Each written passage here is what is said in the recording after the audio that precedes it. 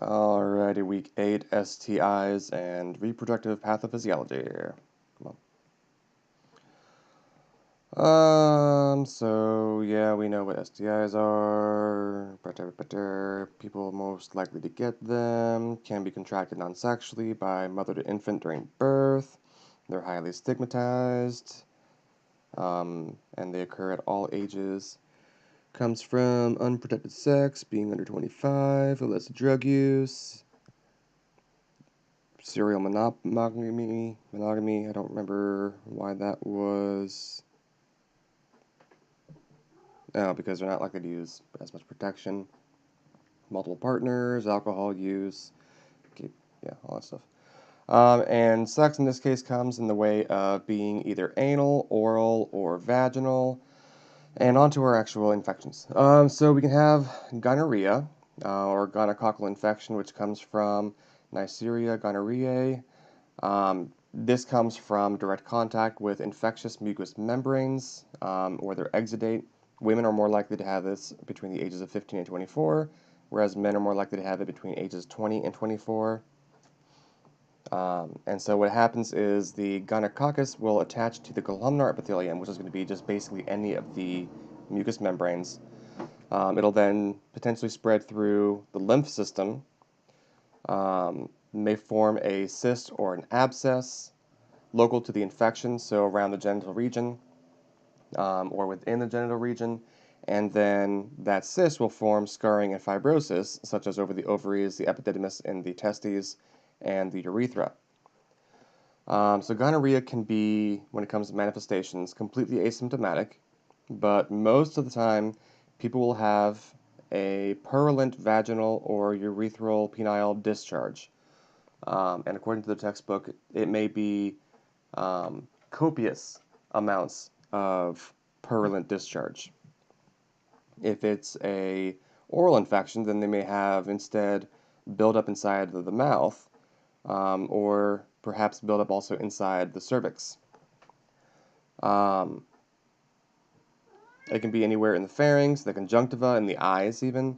Anal or genital. They may have dysuria from urethritis, which is just difficulty or pain in urinating. It may affect vaginal bleeding, and then, of course, red erythema around the infection site.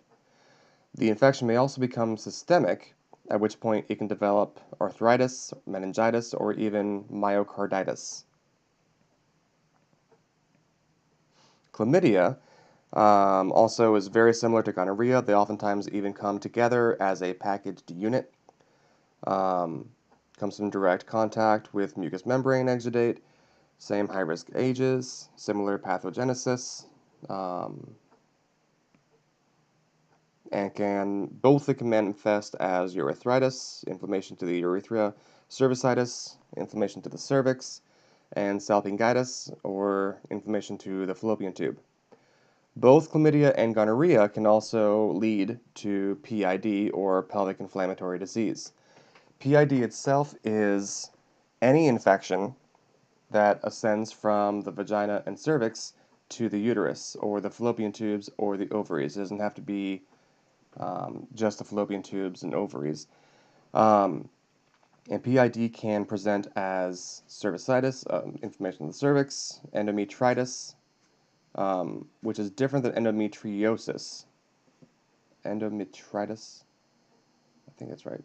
Salpingitis of the fallopian tubes, oophoritis or oophoritis, I don't remember how to pronounce that, of the inflammation of the ovaries, and parametritis, which is inflammation of the underlying connective tissue of the pelvic floor. So the general pathophysiology is we've got something going up into the past the cervix into the uterus. It can cause inflammation, problems in the uterus itself, endometritis. It can go out through the fallopian tubes and cause problems with the fallopian tubes, salpingitis. It can also go out into the general, what's that term? Peritonitis, or peritoneum, cause peritonitis.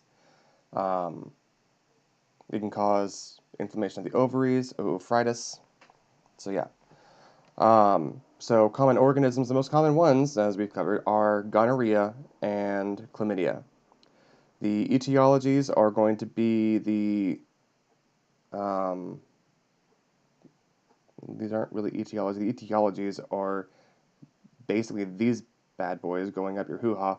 But in regards to the etiology, these are really more of like the things that may make it easier for these guys to go up your hoo-ha. In that if we change the cervical mucus, if there is something that's making it less sticky, these guys will be able to travel up more easily. Pelvic surgery, intrauterine procedures, and infection in pregnancy can also change the local environment to allow for things to travel up there. And when it comes to the manifestations, adhesions, as you can see here, are very common with PID, and they can make things very painful. So that leads to abdominal and pelvic pain, also from the inflammatory process itself. Lymphadenopathy is just a fancy way of saying swollen lymph nodes around the area because of drainage and the inflammation. Purulent vaginal discharge can occur. Dyspareunia, which is just another name for painful sex. A lot of that comes from the adhesions that occur. We can have cervical and adnexal or ovarian pain on palpation, so we press down on the lower abdominal areas, and this is likely to be very painful. They're likely to have fever and an increase in white blood cell counts. Oftentimes, pelvic inflammatory disease, the biggest issue is that it causes infertility because this is you can't replace this. You can't necessarily do something about this. And it makes not only physical, but mental and emotional impacts. It can also lead to ectopic pregnancy and chronic pain as well. Though there are ways to be able to treat pelvic inflammatory disease, which is why infertility is really the scariest thing about it. Chlamydia and gonorrhea can also be transmitted during birth, leading to ophthalmia neonatorum, and this is one of the reasons why we give them these prophylactic antibiotics on the eyes. I think they're antibiotics, but it's like a cream that we put in the eyes in birth because there's just such a high risk of, without the mother even knowing that she has chlamydia or gonorrhea, they may be asymptomatic. Putting these creams on will help to prevent the development of ophthalmia neonatorum. And then the symptoms are similar between the two, between chlamydia and gonorrhea, but are less severe with chlamydia. Herpes. Herpes comes in two different flavors, HSV1 versus HSV2, herpes simplex virus. HSV1 is normally known as the oral form of herpes, and HSV2 is known as the genital form, and anal and perianal. But don't take that as this is the one you're going to find around the mouth, and this is the one that you're going to find around the genitals. They both can be found or transmitted either way.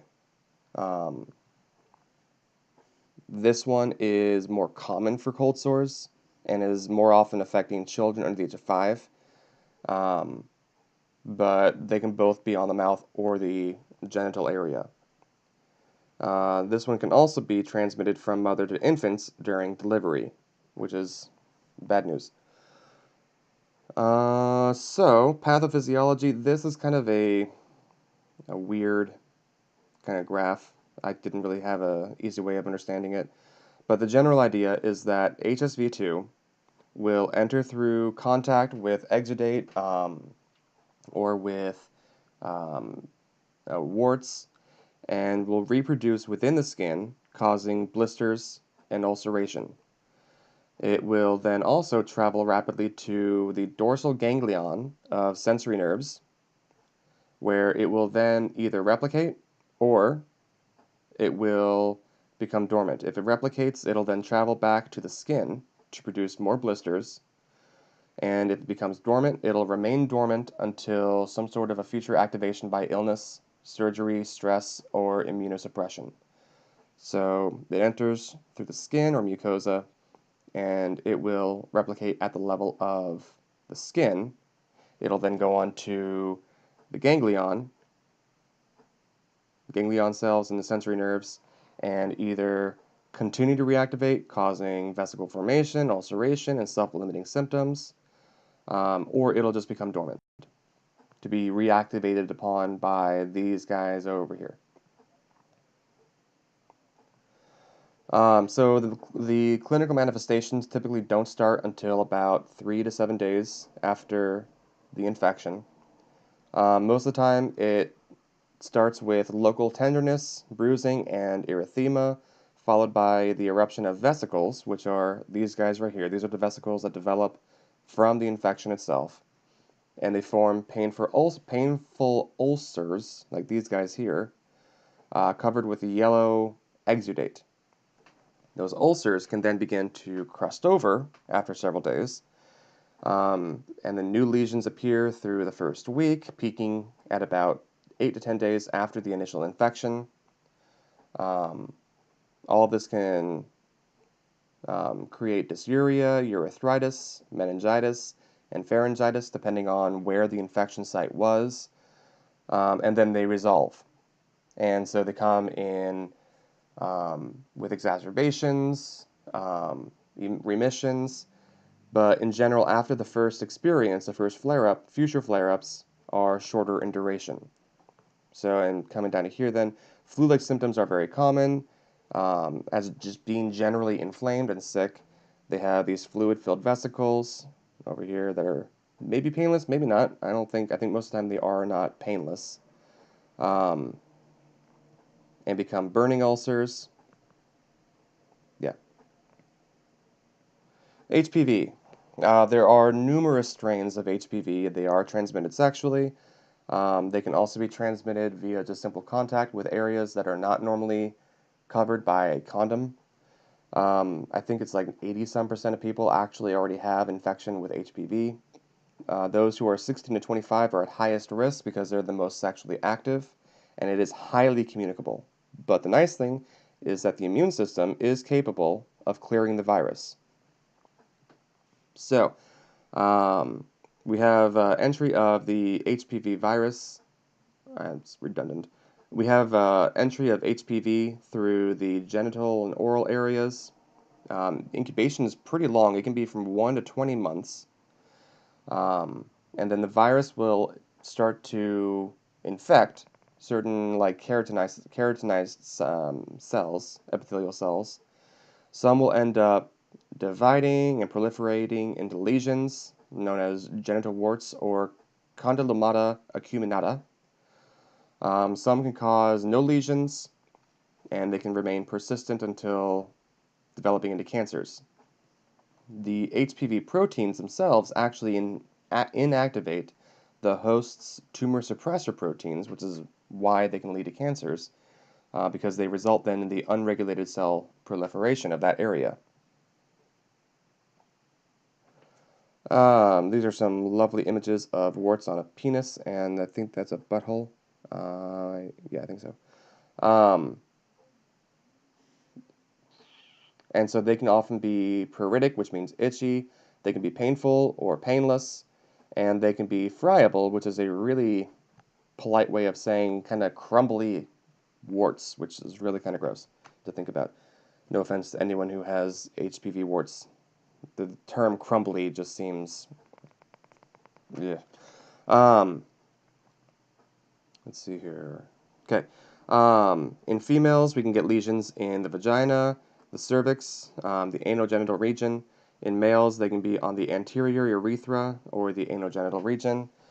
And they are the most common cause of cervical and anal cancers, as well as some penile, vulvular, and oropharyngeal cancers. In fact, I think they're seeing right now that there are more causes of oropharyngeal cancers than there are cervical cancers from HPV. So the number one things for us to think and educate the public about in regards to HPV is get the friggin' HPV vaccine. They're not going to cause kids to start having sex just because they have it. In fact, we should really be pushing for people to start having the HPV vaccine after birth, along with the rest of their vaccines. We're already doing Hep B at that time. There's no reason not to. Those babies are not going to have sex because they had that. Sorry, that was really bad. HPV vaccines don't cause kids to have sex. On top of that, we also want to make sure that people who have HPV are getting routine pap exams. I think it's meant to be once every year. And those who don't have HPV still recommend getting the pap exams because it's the only test that can predict or prevent or tell if cancer is coming. Yeah. Okay, so syphilis. This is a really nasty STI. It becomes within a few hours. It actually enters the bloodstream and the lymphatic system and starts becoming systemic.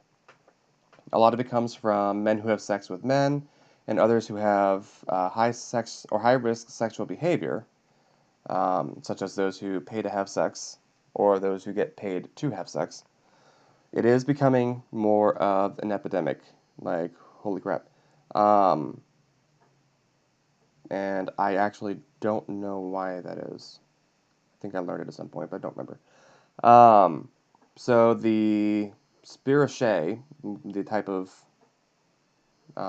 bacteria, penetrates the intact mucous membrane or the abraded skin, just skin that's been made more vulnerable, causes inflammation and swelling of the entire vasculature. And those arterioles become obliterated and no longer functional and produce long-term inflammation of the vasculature, leading to fibrosis and necrosis. So syphilis, the book and the slides disagree on this. According to the book, there are 4 stages. There is the primary, secondary, latent, and tertiary stages. So I don't really know where everything actually goes into in regards to stages because they contradict each other. But in general, we have the incubation stage. And either at the end of the incubation stage or the beginning of the primary stage, we have a Chaucer formation. The Chaucer is going to be like this guy right here around the penis or on the vagina of the woman. In fact, you might have it on the lips or on the fingers. I'm not sure why you would have it on the finger. That's not an origin. It could be a portal of entry if you have a braided skin. They can be painful or painless. Nope. Okay, she says painless. Okay, yeah.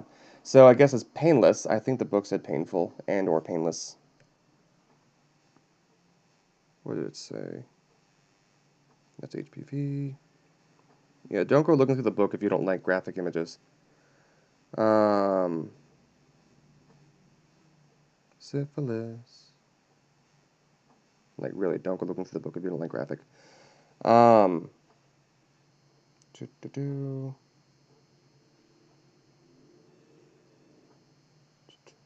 Oh, okay, so maybe it is painless. No, those are lymph nodes. Okay, I am totally wasting your time doing this.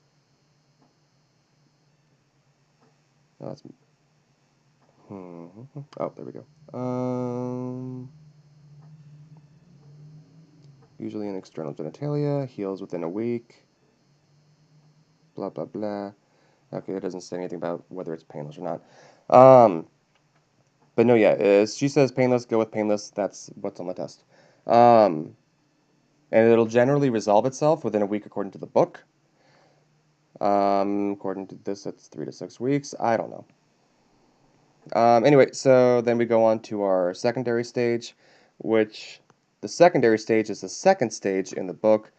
So I think these things still kind of line up according to that versus being stage 3.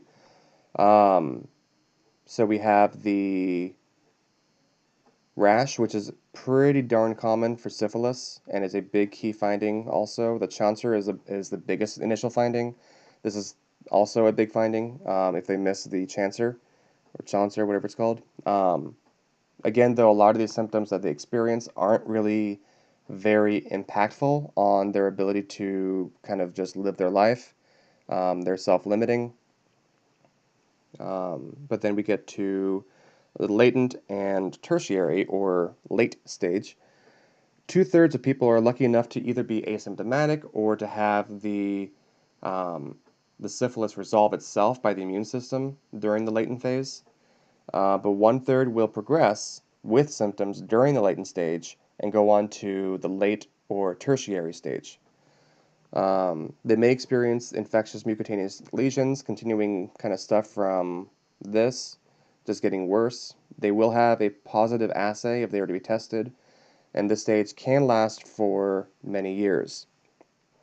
During the late or tertiary phase, um, this is where we start to see a lot more sort of gross, not as in like nasty, but like very obvious, what's the term? Lesions, I guess. So we have like a guma, like right here, which is a non-cancerous growth. It's got a lot of just different types of cellular buildup in there. Um, I think that's also a guma, or that could be due to vascular damage. The spreading of syphilis through the body at this point and the damage it causes can lead to blindness, and paresis, which has dementia-like signs and symptoms. During pregnancy, there is the potential to be able to transmit syphilis to the fetus through the placenta, and that can lead then to deformities, developmental disabilities, or even stillbirth. Nope, stay big.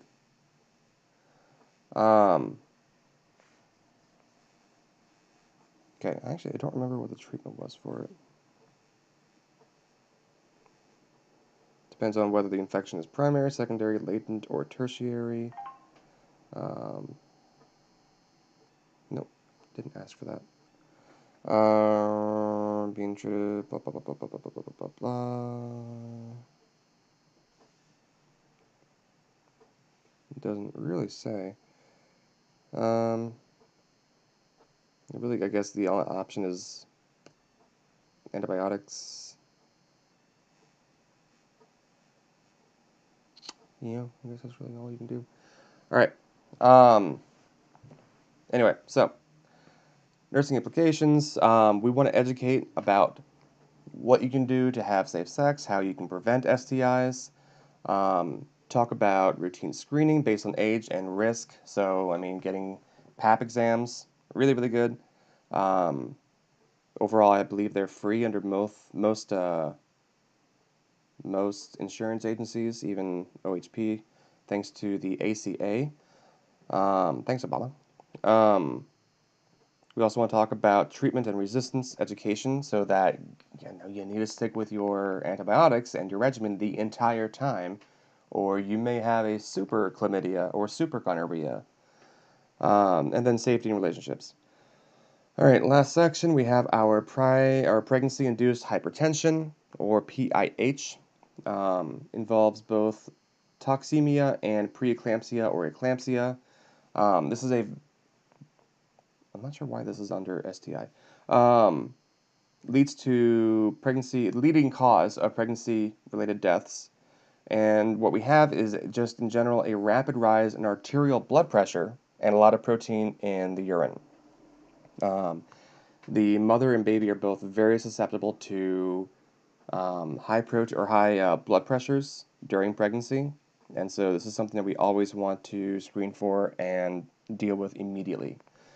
Teenagers and those who are in their late 30s or 40s, as well as those who have multiple fetuses, and have pre-existing health conditions like already having hypertension, these people are at very high risk of developing some form of pregnancy-induced hypertension.